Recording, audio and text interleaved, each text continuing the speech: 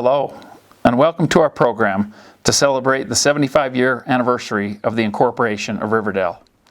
My name is Braden Mitchell, and I currently serve as the Mayor Pro Tem and also the senior member of the Riverdale City Council. We're grateful to our Riverdale Community Services Director, Rich Taylor, for his efforts in organizing this program. The Riverdale Youth City Council, as well as city staff, have planned several upcoming activities that are both educational and entertaining. Please check the Riverdale City website for more information. We begin today with a video presentation that was put together by Riverdale resident Camee Ellis. Her name may sound familiar as she published a book recently about Riverdale.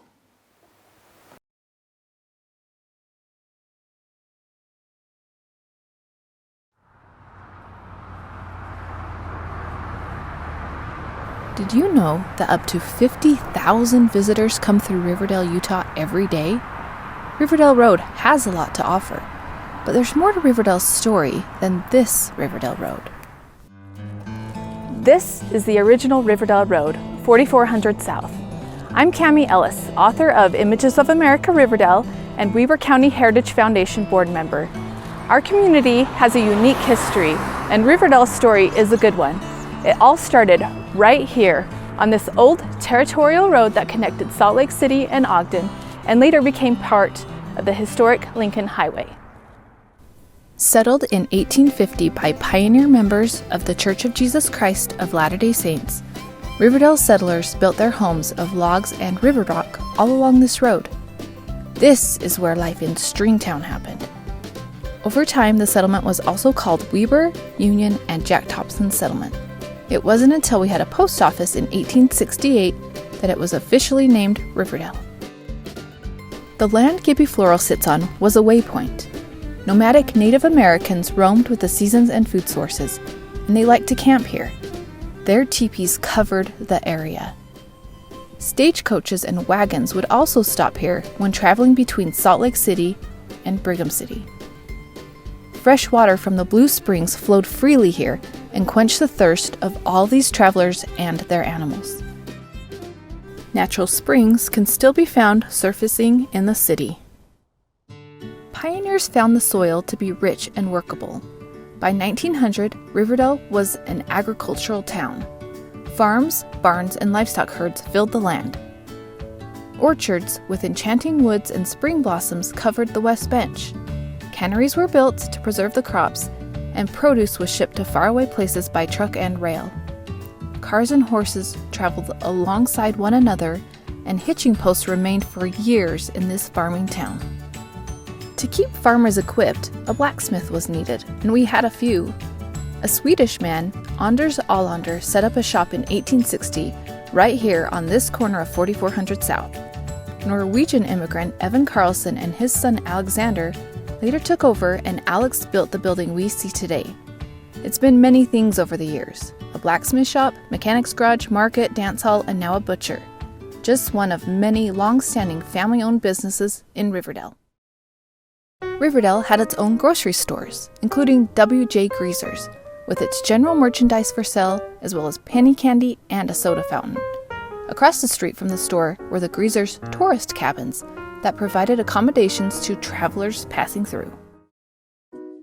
After being settled for over a century, Riverdale farmers decided it was time to become an official town. They gathered and formed the Riverdale Town Board. The town's water well was discovered by Alma Ellis, bringing culinary water to the then 200 homes. With water, the town could officially incorporate on March 4th, 1946. 10 years later, on July 9th, 1956, Riverdale became a city. The first official city office was located in the W.J. Greaser store until the Riverdale Municipal Building was built in 1959. The city council room, business office, fire trucks, police, and justice of the peace were all here too.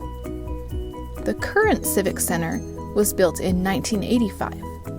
The police station in 1994, and the fire station and community center in 1998. Throughout our history, educating children has been a priority. A log schoolhouse was built and school was taught starting in 1858. The Koppel Rock Schoolhouse, built in 1865, served as a school, church meeting house, and community gathering place. A modern school was built in 1911 on what was known as School Hill. It served as both an elementary and junior high school at various times. It stood here until 1966 when it was destroyed by fire. A new school was built in 1967 and is still used today. The original rock wall from the 1911 school has greeted school children every day for well over a century. We're from the Riverdale Elementary School, yes, we are the Roadrunners from Riverdale School. We'll stand together, loyal forever. We'll help each other in united friendship. We'll raise the banner of the purple and the white. We'll stand together for the right. Let us all give a cheer and make it perfectly clear that we're the finest school in the land. At the other end of 4400 is our city's namesake, the Weber River. Our River Valley city was carved out by these waters that have always played an important role. Early settlers irrigated their crops and powered the mill with its water. It's been a place of beauty and recreation for residents. And the river also needs to be crossed. Check out this bridge photo from 1869. Many bridges and overpasses have been constructed. And throughout all the changes Riverdale has seen from the early days of Stringtown to the bustling city of today, this river has remained a constant. The mill was built by Daniel Birch in 1853. It served as a sawmill, gristmill, and later a carding machine was added. Known as Taylor's Mill and later the All Wheat Cereal Company, it had 47.5-inch millstones, one of which is on display at the Weber County Daughters of Utah Pioneers Museum. The mill was located in what is now the TJ Maxx parking lot. It stood as a landmark for 150 years, the longest continuously operating mill in Utah. It fell into disrepair and was demolished in 1997. Riverdale residents helped to grade the land for the railroad to come through, and the first railroad depot in Ogden was located in Riverdale near the mill, Taylor's Mills Station. When the first train came to town in 1869, there was a grand celebration. There has always been fun to be had in town. Riverdale had an amazing Farm Bureau baseball team, and we won the state title in 1934. The 5 Zito brothers played together, and pitcher Lou Zito once pitched a record 24 strikeouts during a 1938 state tournament game. Did you know that Riverdale had not 1, but 2 drive-in theaters? Both opened in 1947. The first, opened by the Tullis family, was the Riverdale Drive-In. It was located where the Cherry Creek Apartments now sit. And we're still lucky enough to enjoy summer night movies at Coleman's Motorview Drive-In. The Tullis family also built the beloved Cinedome Theater. With its 2 domes, plush seats, and huge screens, it was the place to see all the new blockbuster movies. Another favorite was the root beer stand, once located on 700 West, where car hops would serve up frosted mugs for a nickel and hot dogs and hamburgers for a quarter. If you like to dance, you could choose from the Square Dance Club, the Apollo Club, or just roll your way around Classic Skating's roller rink. And once a year, the city comes together at Old Glory Days, our city's Independence Day celebration. It includes a sunrise service, Lions Club breakfast, parade, carnival, booths, and fireworks.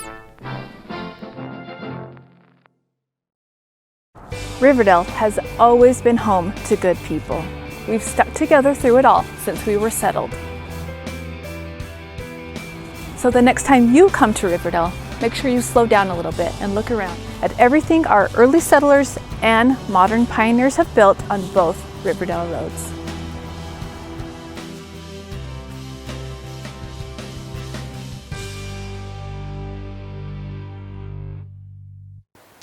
Thanks, Camee. We will now have the privilege of hearing from Riverdale City Council member and longtime Riverdale resident Brent Ellis as he shares some memories.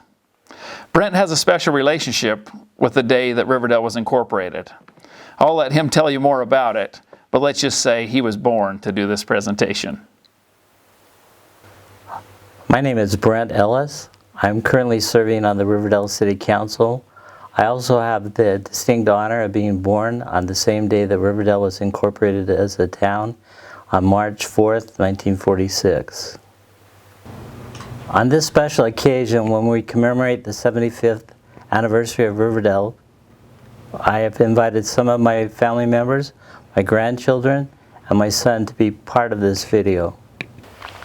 What were some things you did for fun when you were growing up, Grandpa? Riverdale was a different town when I was growing up. There was only one road in town that went through the middle of town. There wasn't a lot of subdivisions or different houses, so everybody lived on the same road on 4400. They called it Stringtown at the time because there wasn't any houses on the different farms. So what we would do is, after we picked cherries, we would be all hot and sticky, so we'd get on our bikes and ride down to the river close to where this building is right now, and we'd go swimming to cool off. What were the schools like? Okay, what were the schools like? When I went to school, I went to the same place that you're going to school, only it was a different building. It was a building that had 2 stories, and the bottom part where the basement was where the kindergarten kids went to school, and then we had a great big lunchroom in the basement.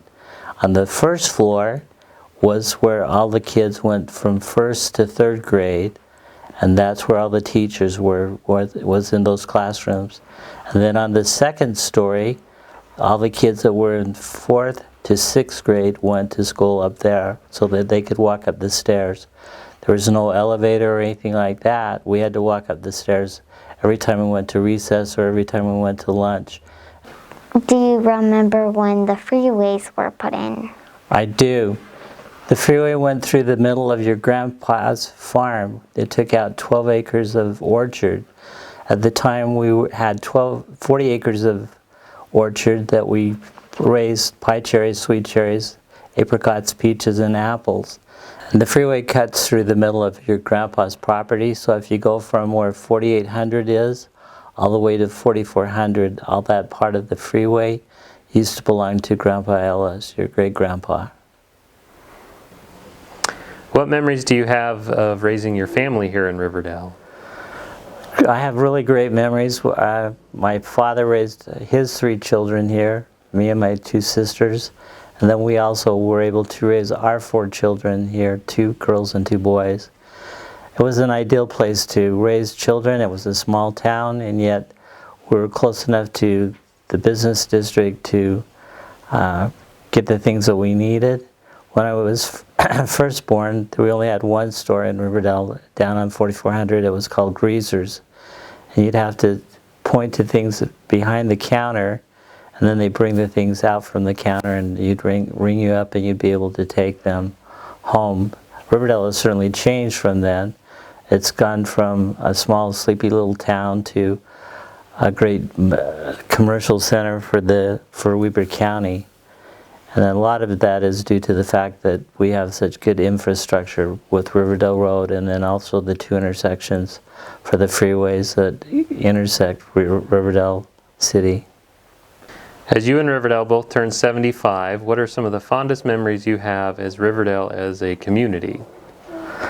My fondest memories of Riverdale as a community is watching the city evolve. When I was growing up, it was just a small little sleepy town with one road that went through the center of town that people lived along. Now we're a commercial center for Weber County. It's a great place to live. It's a great place to raise a family. There's a lot of great people in Riverdale that work together to make this such a great community. Especially I'd like to commend the city staff of Riverdale for the sacrifices that they make to keep things going, the police, the fire, public works. There's a lot of people that work together to form an intricate pattern to make this community what it is. Thanks, Brent. I remember as a teenager working hard picking cherries up in the Ellis cherry orchards along Cozydale Drive. The pay was 90 cents a bucket. And if you worked hard on a good day and had good trees, over the course of several hours, you could pick 5 or 6 buckets of cherries. So I'll let you do the math, but it's somewhere around $5 a day. Now we have the privilege of hearing from our wonderful mayor, Norm Searle.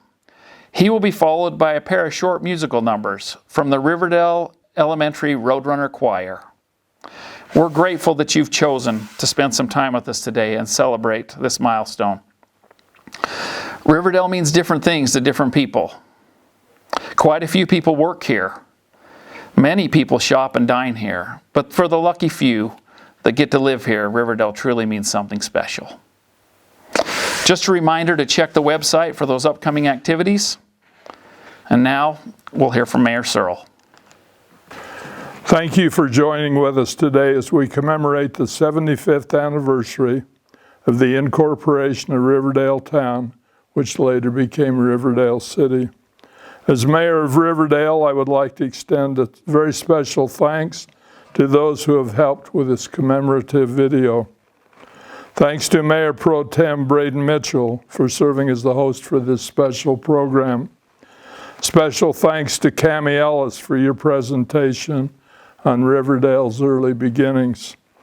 Camee is an actively involved Riverdale resident who has a passion for history and in a matter of a few years has become an authority on Riverdale history. We wish to thank her for her willingness to share that meaningful history with us. Thanks also to Brent Ellis for sharing memories of living in Riverdale his entire life.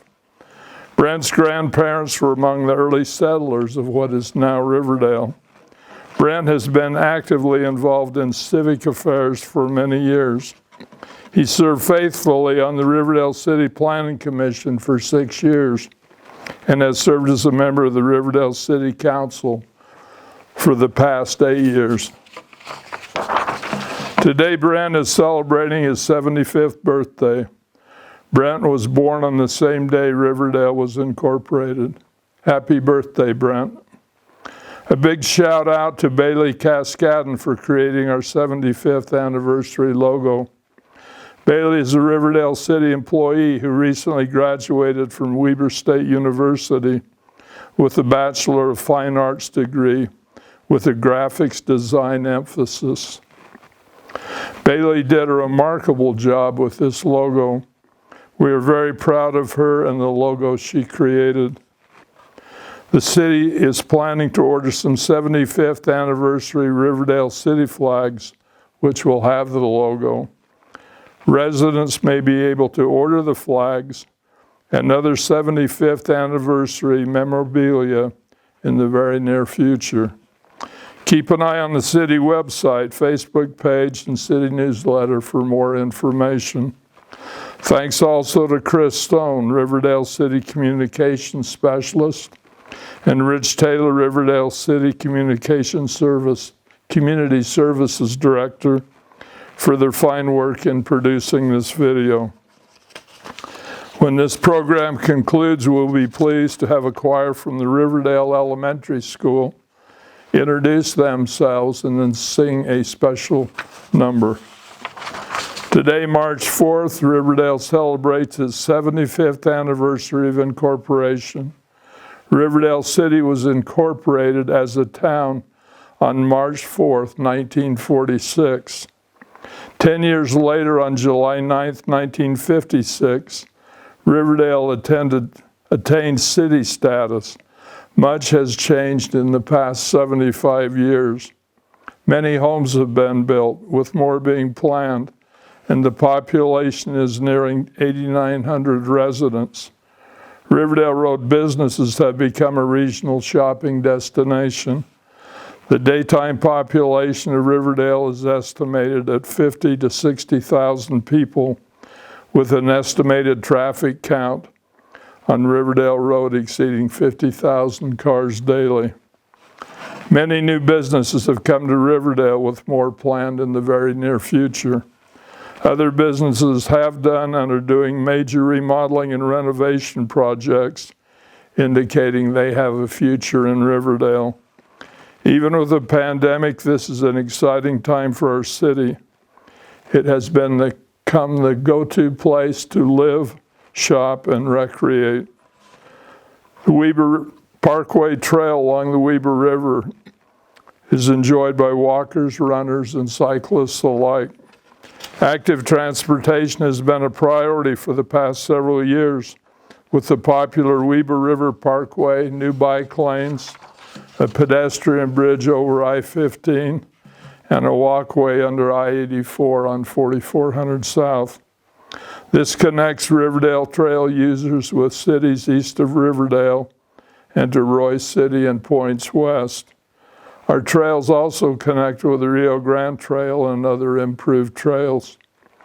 A new trail is being considered on the old Bamberger Railway right-of-way, which would connect Ogden to Farmington and point south. Efforts are being made with the Utah legislature to buy the 100-foot wide right-of-way. A trail would come first with consideration later for a light trail line. Riverdale City has many traditions, with the best known being Old Glory Days on the 4th of July. Our city also remembers Memorial Day and Veterans Day each year with special observances. Riverdale City has been blessed with great employees who enjoy working in Riverdale and serving Riverdale residents responsibly with a great amount of satisfaction and pride. Our police and fire departments are second to none. We have the best of the best serving in our fine city. Many of our employees retire here after many years of exemplary service. Many come here from other cities. The word is out. Riverdale takes care of their employees, and they in turn take care of our residents. Riverdale City's slogan is making life better. Those who serve as elected and appointed officials, along with our employees, are working very hard to make that happen. Thank you. We're from the Riverdale Elementary School. Yes, we are the Roadrunners from Riverdale School. We'll stand together, loyal forever. We'll help each other in united friendship. We'll raise the banner of the purple and the white. We'll stand together for the right. Let us all give a cheer and make it perfectly clear that we're the finest school